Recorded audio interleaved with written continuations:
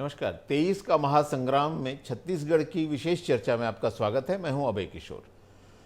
छत्तीसगढ़ की राजनीति में बयानबाजी जो है वो लगातार तेज होती जा रही है। एक के बाद एक बयान आ रहे हैं। गंगा जल पर कथित तौर पर जीएसटी लगाने के आरोप से चुनावी राजनीति में उबाल आ गया।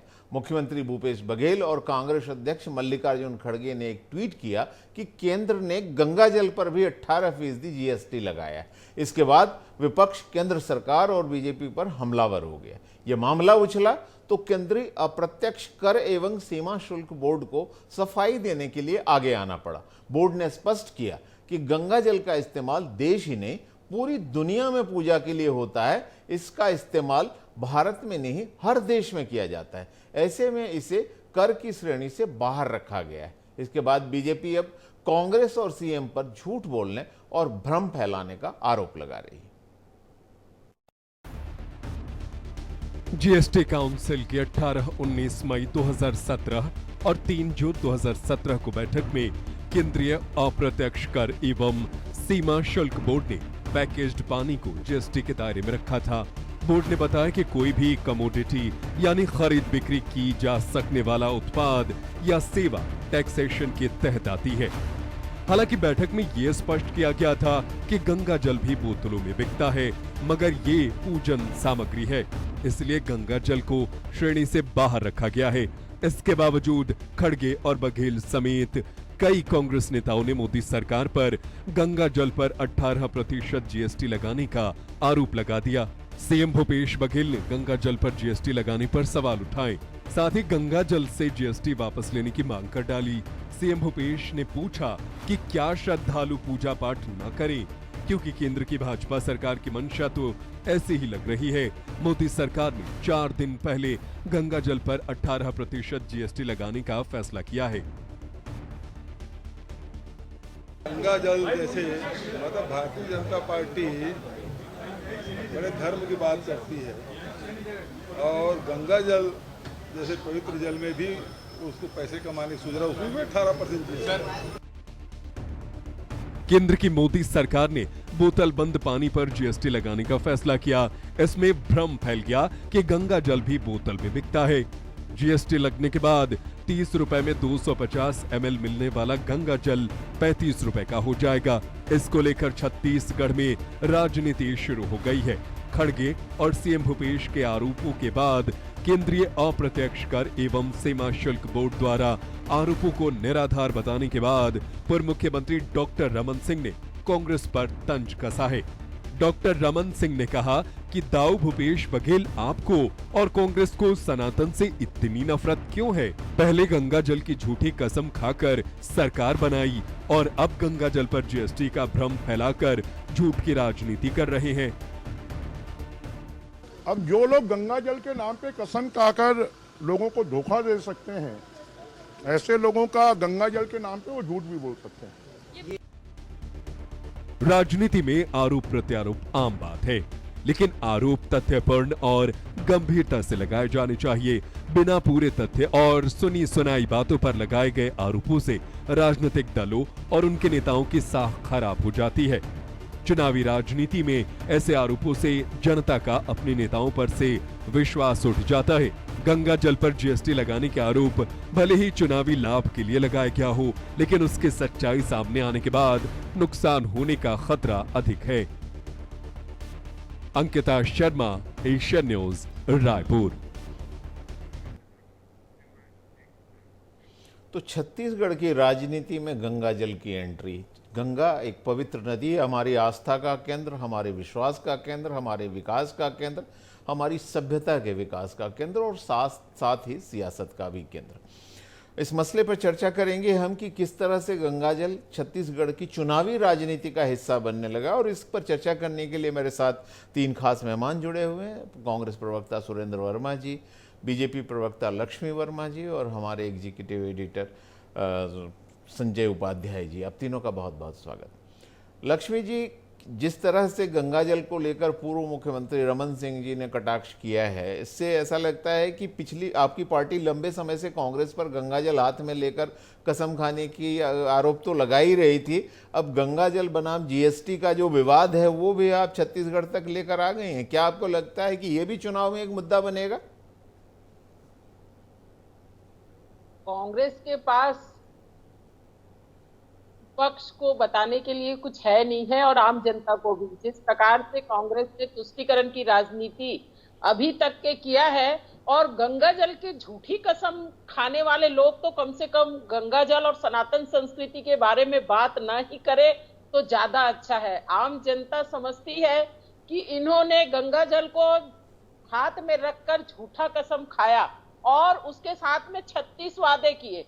शराबबंदी का बड़ा वादा इन्होंने किया और शराब को बंद तो किया नहीं अभी तक के, तो ये किस मुंह से जनता के बीच में जाएंगे, इसकी चिंता करनी चाहिए। गंगा जल को हाथ में लेके कसम खाने वाले झूठे, ये गंगा जल की कीमत को क्या जाने। गंगा जल ये हमारे सनातन संस्कृति और खासकर हिंदू संस्कृति में एक पवित्र जल है, और उस जल को लेकर हम हाथ में कोई कसम खाते हैं तो निश्चित रूप से उस कसम को पूरा करते हैं। लेकिन ये झूठ बोलने वाले लोग, जो सनातन संस्कृति को ही न मानने वाले लोग, आप देखते हैं कि छत्तीसगढ़ जैसे शांत प्रदेश में इन्होंने जाति धर्म की राजनीति करके किस प्रकार से कवर्धा में 2 भागों में जो विभाजित किया। आज वहां देखिए भगवा ध्वज जो हमारे हिंदुत्व का, हमारे सनातन संस्कृति का जो घोतक है, उस ध्वज को फेंका गया। एक तरफ देखिए धर्म के नाम पर साझा जो वहां पे बिरनपुर है, वहां पे भुवनेश्वर साहू को किस तरह से मारा गया, और अपराधियों को जो देखिए आप सजा तक नहीं हुई, उनके साथ न्याय नहीं हुआ। उनके साथ में जितने जो अपराधी थे उनके खिलाफ लिखित में दर्ज किया गया, रिपोर्ट दर्ज कराया गया, लेकिन वो सब लोग बाहर हैं। तो ये तो मुही बात करने वाली जो कांग्रेस की सरकार है, इन्हें हिंदुत्व से, यहाँ के सनातन संस्कृति से, बहुसंख्यक लोगों से कभी सरोकार नहीं रहा है। ये हमेशा चलिए सरोकार नहीं रहा है। जवाब लेते हैं सुरेंद्र जी से। सुरेंद्र जी, जो गंगा जल को लेकर बयानबाजी शुरू हो गई और जिस तरह से आप पर आरोप लगाया जा रहा है, एक बार गंगा जल जो है फिर विवाद का केंद्र बनता जा रहा है छत्तीसगढ़ की राजनीति में। मैं जहां तक समझता हूं गंगा जल हर बार चर्चा का विषय रहा है, और आपसे कहा गया है कि आपने गंगा जल लेकर झूठी सौगंध खाई थी शराबबंदी की। हालांकि कांग्रेस की तरफ से बार बार स्पष्टीकरण दिया गया है कि गंगा जल हाथ में लेकर जो सौगंध खाई गई थी वो किसानों की कर्ज माफी की थी, शराबबंदी की नहीं थी। लेकिन अब एक बार फिर जीएसटी को लेकर विवाद शुरू हो गया, आप क्या कहेंगे? सबसे पहले तो लक्ष्मी दीदी और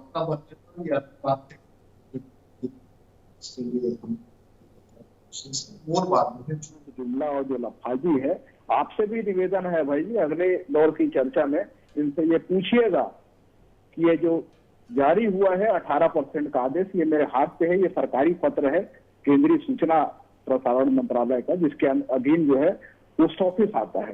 ये एक बार जूम कर दीजिए, दर्शक भी देख ले आपके, और इसका जो पत्र क्रमांक है वो आपको मैं पढ़ के बताता हूँ। ये 11-05-2016 BD एंड MD, ये इसका पत्र क्रमांक है, जो आदेश जारी हुआ है 3 अक्टूबर 2023 को, और देश भर में 6 अक्टूबर से लेके वसूलना चालू किया ये 18% GST। ये कहते हैं ना रमन सिंह जी जिम्मेदार पदों पर रहे, आज भी विधायक हैं, 15 साल मुख्यमंत्री रहे। बृजमोहन अग्रवाल जी सबसे ज्यादा बार जीतने वाले विधायक हैं। या तो इस लेटर का खंडन करिए, मीडिया में केवल बयान देके अपने पाप से बरी नहीं हो सकते। अभय जी बड़ी आपत्ति दर्ज करता हूं, या तो इसके खिलाफ ये FIR कराए कूट रचना 420 के लिए।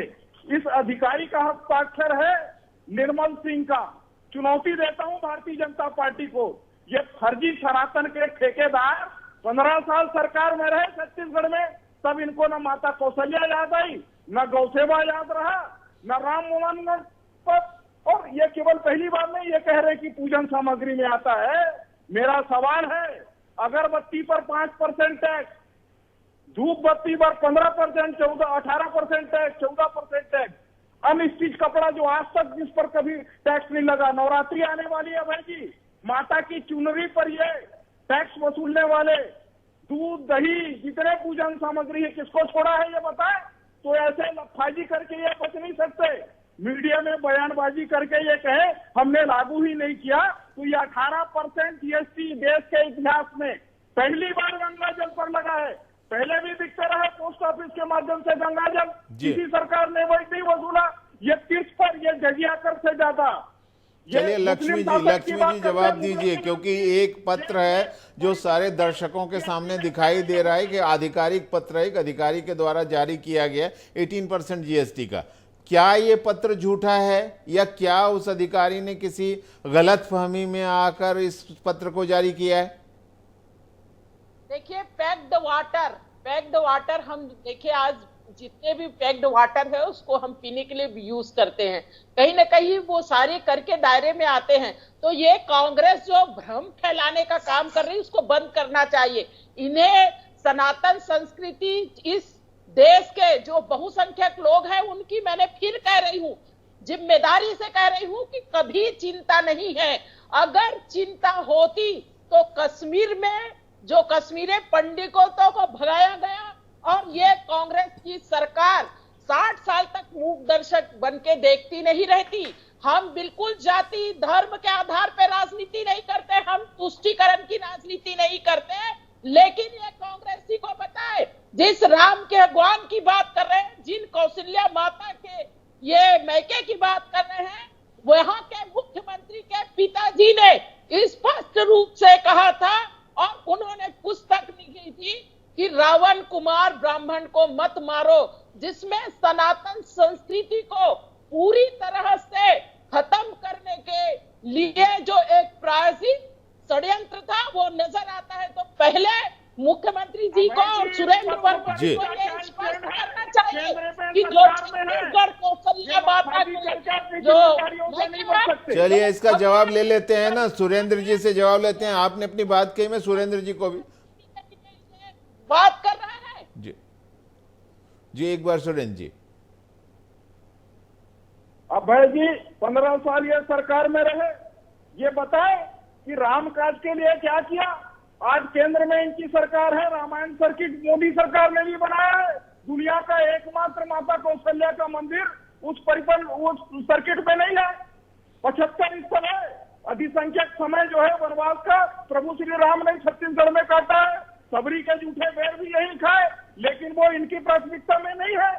केंद्रीय सर्किट में बता दें लक्ष्मी जी, वरिष्ठ नेत्री है, और जिस प्रकार से ये सांप्रदायिक स्लीपर से चुनाव आते हैं आज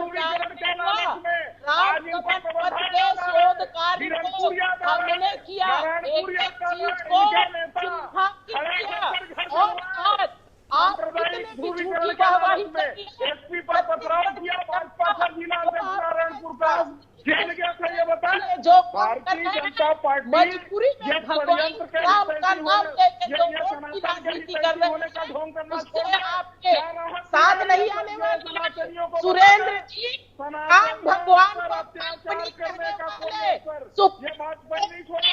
आज देश में महंगाई है, सनातनी उससे पीड़ित नहीं है। आज रोजगार का संकट है मोदी राज में। चलिए आप दोनों बने रहें, आप दोनों बने रहें। एक बार फिर आऊंगा मैं आपके पास। इस बीच संजय उपाध्याय जी भी मेरे साथ स्टूडियो में मौजूद हैं। एक बार समझते हैं कि राज्य की राजनीति में ये जो नया तूफान खड़ा हुआ है, बयानों का ये जो तूफान खड़ा हुआ है, वो चुनावी प्रचार को किधर ले जाएगा। संजय, हमने हर चुनावों में देखा है जनता मौलिक मुद्दों की चर्चा करना चाहती है, मूलभूत समस्याओं को का समाधान समझती है चुनाव को। उसे लगता है कि 5 साल में कम से कम एक ऐसा अवसर आता है जब उसे अपनी बात रखने का मौका मिलता है, नेता उसके घर तक आता है, आने को बाध्य होता है और सुनता है उसकी बात।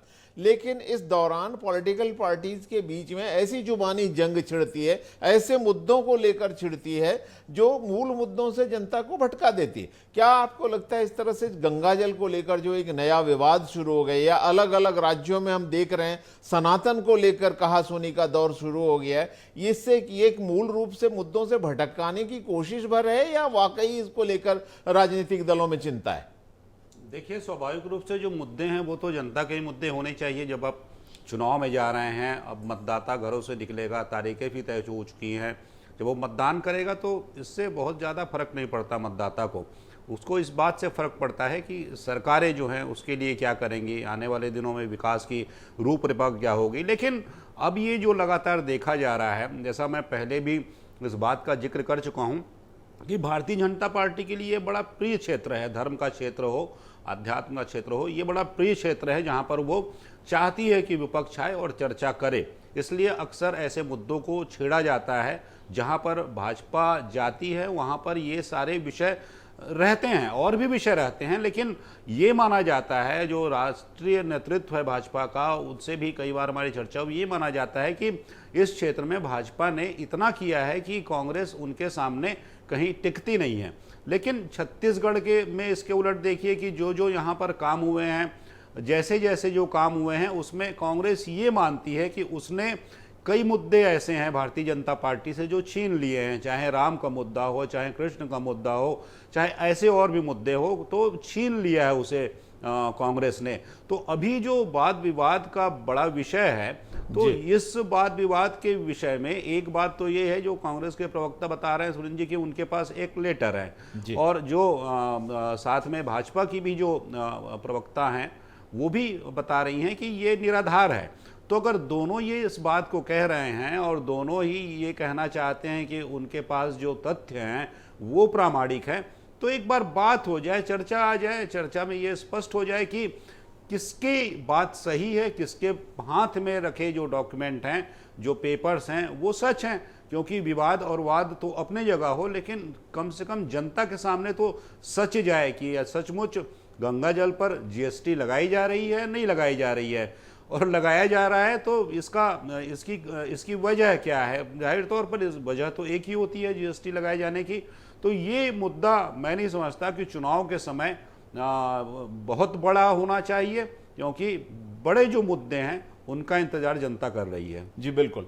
सुरेंद्र जी, जैसे इस गंगा जल विवाद को लेकर जो अभी चर्चा हो रही है, उस सिलसिले में जैसा कि मैंने कहा कि जीएसटी काउंसिल की तरफ से एक बयान जो आया है ट्विटर पे, जिसमें मैं उसे शब्दशः पढ़ के सुनाता हूं जो उन्होंने कहा है। उन्होंने कहा है कि Ganga jal used in puja by households across the country and puja samagri is exempt under GST. GST puja samagri was discussed in detail in the 14th and 15th meetings of the GST Council held on 18th and 19th May 2017 and 3rd June 2017 respectively, and decided to keep them the exempt list। ये साफ साफ उन्होंने कहा है। तो फिर ये विवाद हो क्यों रहा है? अभय जी, मेरा विनम्र निवेदन है, बहुत ही वरिष्ठ पत्रकार हैं आप जी, ट्विटर में स्पष्टीकरण देने के बजाय इस पत्र के खंडन में या इसके काउंटर में कोई आदेश जारी हो, कोई नोटिफिकेशन हो, उसको ट्विटर हैंडल में ये प्रसारित करे तो मैं समझता हूँ उचित होगा। देश जो है इनके मोदी सरकार के अधिनायकवाद में, इनके दबाव में, ट्वीट के मैसेज से और बयानों में, मीडिया में बैठ के ऐसे खंडन करके वाले बयानों से नहीं चलता है। यदि ये 18% वसूलने का आदेश हुआ है और पूरे देश में वसूली हुई है, आज मैं अभय जी पूरी जिम्मेदारी से आपके चैनल में कहता हूं, रायपुर के 6 पोस्ट ऑफिस में मैं स्वयं गया था। शंकर नगर पोस्ट ऑफिस से एक बोतल भी मैंने खरीदी है, और ये वसूली 6 तारीख से अनवरत जारी है। और सबसे बड़ी बात, ये कैसे चोरी में लगे हैं भाजपाई। केंद्र सरकार का विभाग है, डाकघर में पूछ लीजिए, 6 तारीख से जो वसूली जारी है उसमें कस्टमर को, ग्राहक को जीएसटी का बिल भी नहीं दिया जा रहा है। तो ये भाजपाइयों के तिजोरी में जा रहे हैं क्या? चलिए लक्ष्मी जी, एक सवाल तो आपसे भी बनता है। जो बात सुरेंद्र जी ने उठाई है वो एक मौलिक सवाल है। ब्यूरोक्रेसी को आप भी समझते हैं। ब्यूरोक्रेसी जो है, अगर कोई लेटर जारी होता है, ऑफिशियल लेटर, या हम कहें उसे कि एक किस्म का नोटिफिकेशन या ऑफिस ऑर्डर है, तो वो ट्विटर पे या किसी सोशल मीडिया प्लेटफॉर्म पर क्लैरिफिकेशन देने से विड्रॉ नहीं होता। तो आपकी केंद्र में सरकार है, सीबीआईसी जो है वो आपके पास है, आप इसका जो दूसरा इसको नल एंड वॉइड करते हुए आदेश जारी करवाना था, वो क्यों नहीं जारी करवाया? देखिए, कहीं ना कहीं जो ये कांग्रेस के लोग गंगा जल की बात कर रहे हैं, तो पैक्ड वाटर पे जो कर लगाया जा रहा है वो कर है। और कहीं गंगा जल पे कर लगाया जा रहा है, ऐसा कुछ नहीं है।